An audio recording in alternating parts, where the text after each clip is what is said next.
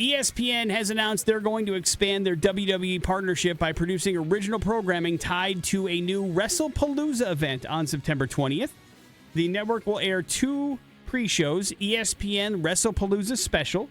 That will happen on September 19th in the afternoon on ESPN2 and the ESPN app. And then the Road to WrestlePalooza will happen on September 20th at 4 p.m. across ESPN's social platforms and apps. So they're trying to lead up into this big partnership with the WWE, and they're going to do some pregame shows on ESPN. Does it bother you, Big J, that ESPN is getting so much into sports entertainment that's kind of set up in advance as opposed to sporting events? Does it feel like a sport to you? I'll start there. Not really. Yeah, it's an athletic event, Yeah, for sure. And a skill, to be sure, and entertaining, no doubt. But, it is interesting that ESPN is putting so much into it. But listen, they paid a lot for it, so that's the way it's going to go. Well, and there's a reason. There's a lot of eyes there. People love wrestling. They'll watch it. They will. So we'll see how it goes. But it's going to have some pregame fun. I thought a few years ago wrestling was dying out.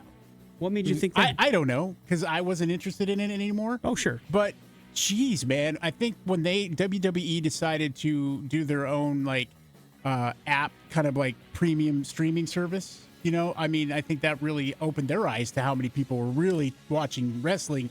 And that's when they decided, oh, hey, everybody else is going to be interested in this as well. You know what I think honestly made the difference? Because it was struggling for a bit when they lifted the veil. And they're like, yes, this is all set up. But look at how much work goes into making these things as entertaining for you as possible. And we still get hurt and beat the hell out of. But how also these people get along and want to put on the best show possible. And there's also drama behind the scenes and people love all that kind of stuff too. So I think turning it into more of a reality show and less of an event was the secret to the success. And having all these access to Netflix and ESPN now that can look behind the scenes and look behind that curtain, it makes it more fun. Because now, once ESPN has it on, it's a legitimate mainstream. Yeah. And that's not something you would ever have thought. If you had a time machine and Vince McMahon went back and told him, hey, one day we're going to tell people what wrestling really is. And that Vince McMahon would be like, shut up, and then hits the old McMahon. With a chair, right? Yeah. Knocks him out unconscious. That's the movie I want to watch. All right. Well, that's the Back to the Future. The time-traveling movie of Vince McMahon visiting himself? Not Vince McMahon. He's not the greatest character person. I was going to say, you picked a weird hero. Maybe somebody else playing that role. Morning After with Nick and Big J. There's your important stuff, your pop